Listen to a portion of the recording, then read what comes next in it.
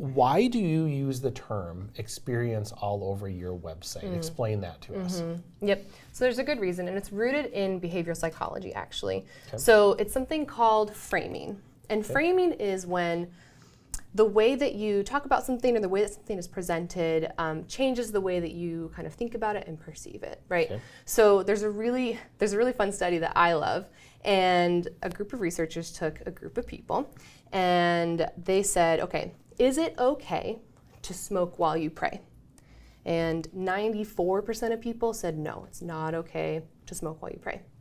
They got another group of people, and they said, is it okay to pray while you smoke? And 93% of people said yes. So the same two things happening simultaneously, and just flipping them like really changed the way that people thought about it and the way that people reacted to it, right? So there's another study that was done that found that framing things in terms of time and experience is much more powerful than framing things in terms of money and money spent, right? So if we can frame things in an experience, and if we can give our clients an experience, then that's going to be so much more powerful and outweigh any kind of money that they're going to spend with us. That's awesome. So when we were talking about the content today, one example you gave was your phone consultation. And this is, just to make sure that we are framing this correctly for you, this is all before booking. So what we're going to discuss now is like when somebody reaches out and has interest in a session, you do a phone consultation. And you were nice enough to send us a PDF of your phone roadmap, which we're going to share here up on the screen so people can see that. But talk a little bit about how you utilize this to start to frame the experience with Sarah Lindsay Photography. Yep. Well, I mean, overall, like just getting on the phone with a client is going to set you apart from any other photographer, right? Because most photographers are afraid of getting on the phone, and they want everything to be automated, and everything right now is all about AI. And so I feel like at least my clients are really craving that like genuine human interaction, right?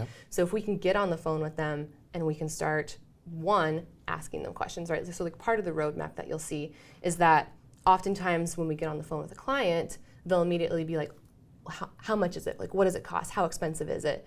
And it's because in my mind, like that's really the only question that they know to ask, right? And so if we can redirect them just a little bit, yes, we're gonna answer your question, absolutely. We're gonna get to all of that because I don't hide anything.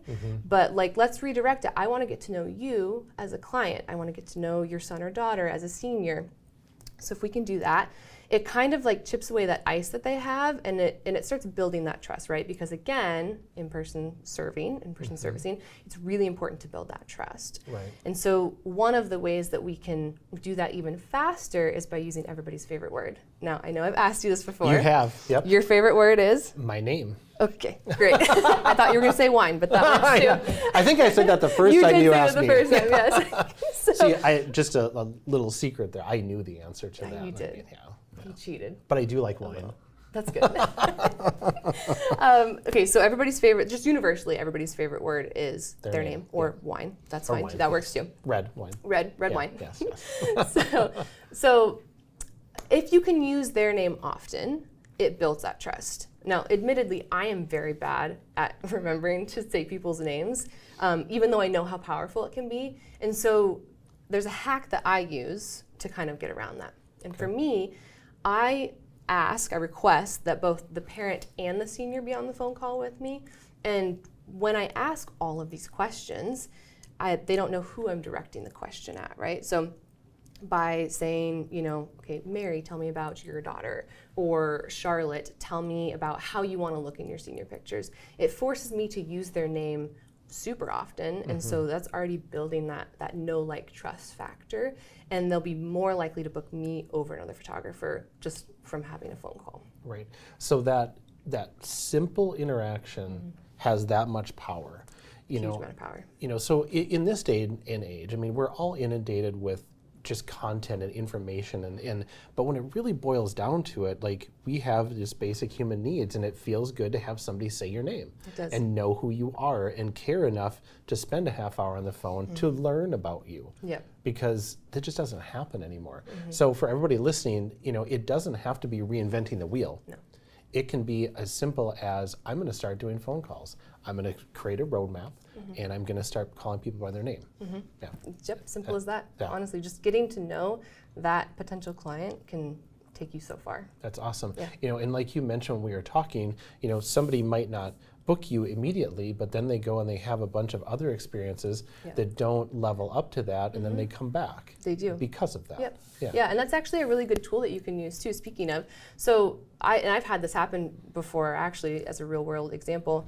I've had, a lot of times clients will be like, okay, well, we're gonna just see who's out there, we're gonna call around. I'm like, okay, great. If you do, here's what you should ask that photographer, right? Like, do they have the proper insurance?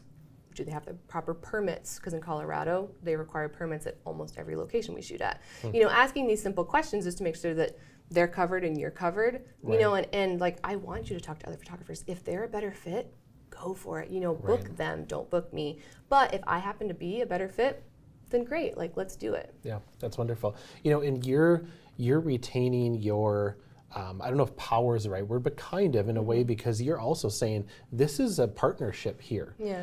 Like, I want to enjoy, as you want to enjoy working, with you as a subject, and we can create really cool things together. But if I'm not the right fit, that's okay. Yeah.